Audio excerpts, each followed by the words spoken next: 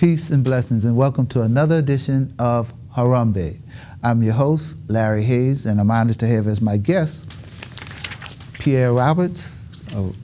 He's the, I'm going to put it anyway, he's the CEO for Empaq, as well as Community Partner Chair for Louisiana Diversity Council. Welcome to Harambee. Thank you very much for having me. I appreciate you taking time out your busy schedule. You're a very busy man, and I wanted to have the audience hear about how special a brother you are. But I want to first do this. I want to, since we're coming toward the 12th anniversary of Hurricane Katrina, August 29th, I wanted to ask, what was your experience with Hurricane Katrina? You want to share that with the audience?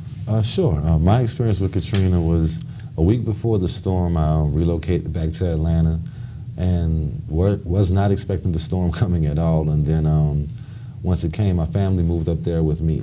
And I had the unique experience of getting an opportunity to start working for Comcast Communications as a benefit of being from New Orleans and Katrina happening. And from there, it just propelled my career to places I didn't know were possible, just coming from New Orleans. Well, if I ask you this question, what was you and your family's experience post-Katrina? Post-Katrina, I mean, it was I'll say trifold. First, it started with the shock. We evacuated before. I've been the year before, different hurricanes. So when my family evacuated, most didn't take more than a couple days worth of clothes, or instead of all bringing their vehicles, we may have piled up into one because my uncle had an expedition so it could carry more people. So it was from there the shock of being out of place and seeing how New Orleans was affected. And then it was the chance of finally getting back in and seeing our home. Our home in the East was, under 7-8 feet of water. I remember the water line being maybe this much below the ceiling for where the water had sat, and that was devastating on my mother as well. And then from there, it was just the experience of kind of picking up the pieces and being a fish out of water, so to speak. Okay. Now, you're the CEO of Empaq. What does the acronym stand for? It stands for Every Move Positive Achieves a Quest. Every Move Positive Achieves a Quest? Yes, sir. Okay, well, talk to me a little bit about how long it's been in existence and share a little bit about the organization. Sure. It's been in existence going on 6 months now. Mm-hmm. We are backed by the Better Business Bureau. We do have that stamp of approval. In addition to that, our goal was just to find ways to share our collective experience. In my company, we have over 150 years experience in sales, marketing, and operations for Fortune 500 organizations. And we've come together and decided to provide that expertise and experience to small businesses and startups to try to help speed their learning curve, so to speak. Oh, won't you share with me what's the mission and goal of Empaq? Sure. The mission and goal of Empaq is to help develop small business and help that business owner connect or fill some of the voids, so to speak, between some of the resources that are out there, i.e. you have organizations such as a SCORE, a Good Work Network, or Urban League Young Professionals, a Propeller, or Idea Village, and they help in so many different ways. And we try to provide some of that expertise to those business owners, as well as sometimes it can be advice on how to set up your operations or a marketing plan or a business plan, but just using some of our collective knowledge to help point them in the right direction and connect those dots, so to speak. Right now, is your organization a nonprofit or a 501c3 or?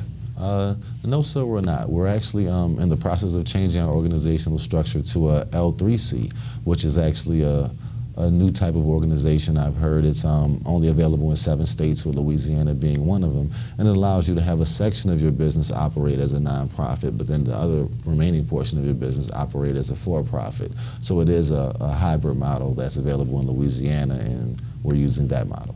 Now, there's a number of brothers who are, I haven't met a brother yet who didn't want to have his own business one way or the other, and didn't know how to establish or get started. what would someone who's in that position, if they contact you, and if you don't, by the way, if you share a means for them to contact you, give your website and the like, what then would happen once they have contacted you? From once they've contacted us, from there we set a meeting to sit down either via phone, we can meet at a coffee shop, you're more than welcome to come to the office, or we'll come to yours. And then from there, we discuss at what stage you are in your business and what are some of the challenges you're facing. And then we'll help strategically over time map out a plan to get you to that growth you're looking for. All right, so how would they contact you? They can contact us at, well, they can contact me at communication@ladiversitycouncil.org, or also info@Empaq, that's EMPAQ.biz. Those are the two ways we can be contacted. It's on the screen right now. Okay.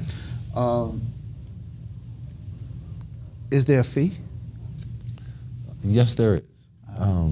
What we try to work out is, because we also help specialize in designing those marketing plans, it's based on the business needs, but it's strategically tied to the results we produce. Okay. So it's a pay-for-performance model. That way, if it hasn't worked, we take the same risk as you. But if it does generate, then off of what it generates, then we're given a small piece. Okay. Now, what was your motivation for starting Empaq? And I want to ask this question before you answer that one is, what were you doing prior to establishing the Empaq? Sure. Prior to establishing Empaq, I used to manage and run a B2B sales center for Comcast Business. And talking to so many business owners, I was then promoted into leadership, and as in leadership, they took some of my skills and expertise and created training models around it. And after doing years and years of consulting to business owners about their needs, about operations or marketing or different things of that nature, I got promoted, moved to Philadelphia. I've helped be a part of a transition project that replaced senior leadership in Denver. I mean, at one point, directly under me, I was responsible for maybe 2.2% of the company's revenue, and this is a Fortune 100 organization. From there, after my father passed and my mother took ill, I moved back home to take care of her, and I used to do sales management for a charter on direct sales on the North Shore, and then I was recruited by Cox Communications, and I helped launch Cox Home Life product throughout the Southeast.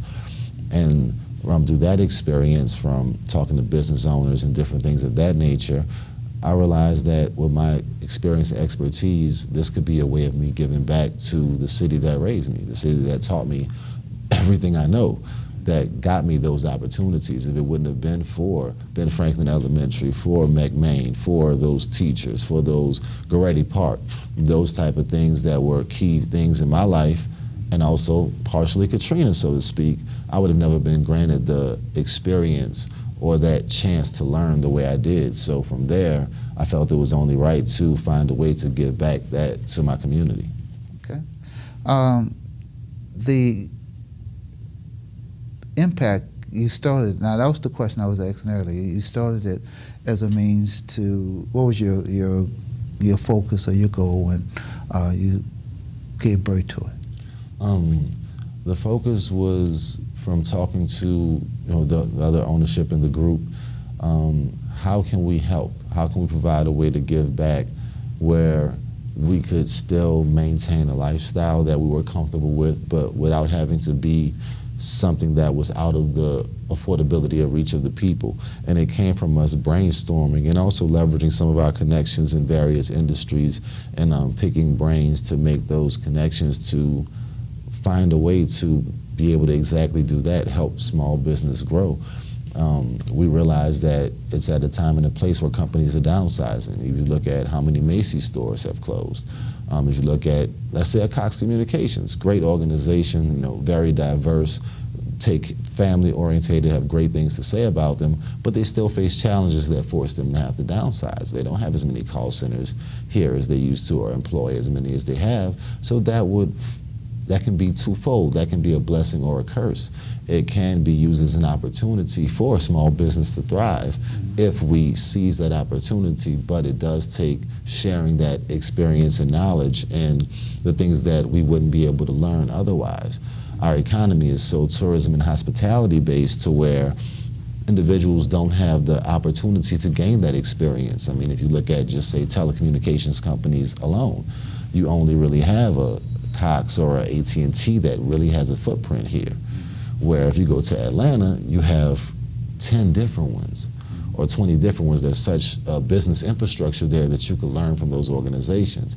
Here we have unique skills. We have the mind, we have the understanding, the ability to learn, but we just didn't have that training grounds. So with the Diversity Council and my organization working on ways to help them develop those skills and expertise to where they will be able to strive and then thrive in the business world. Why don't you share with the audience what is the Diversity Council? What is that? Sure. The Louisiana Diversity Council is a chapter of the National Diversity Council, and it promotes business diversity. That's through minority business, but that's also through small and local business as well. And my role as the Community Partnership Chair is to help bring forward an initiative that helps small business and local business grow. Let's use an example of how many of the citizens of New Orleans work for organizations that order lunches or breakfasts or things like that for their organization. Well, how many times are they getting a Moe's, a Jimmy John's, a Pizza Hut, a Domino's?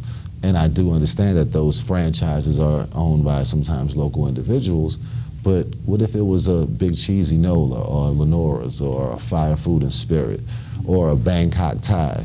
I mean, you could go to Broad and Banks and get some of the best gumbo in the city, but our local citizens aren't even granted that opportunity. And it's not that the organizations won't support it, it's that the person ordering just won't take that responsibility of speaking up and making that suggestion. And something as small as that, if say 30% of the time, that was local business. Or instead of Uber Eats, we use Waiter, a Louisiana company that provides the same type of service. If we use those types of organizations and we came together as a community and supported local business as much as we could, then that's more jobs that can grow, more franchises that can start, and that can begin to be just a little roll in the right direction that can perpetuate more of that.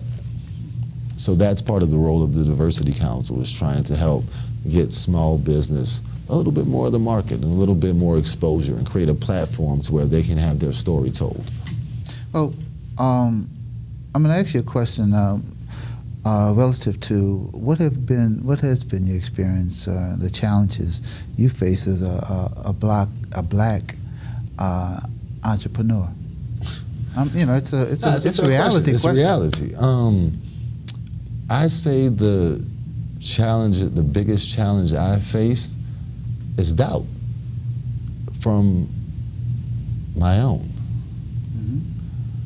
From my experience, based on what I've worked with other organizations, there are conversations that I will have with, say, a Colonial Life. That's a company that my company does some business with, and they get it, and it's a conversation that flows smoothly. And if I had that same conversation with a small business or a black-owned business, it would look like he's trying to get over, or he doesn't know what he's talking about, or they're skeptical. And I get it, because people have been burned before, and we don't know what we don't know. So I don't blame them. I look at it as an opportunity to where if we collectively use some of our platforms, like you're giving me the opportunity to today, to share information about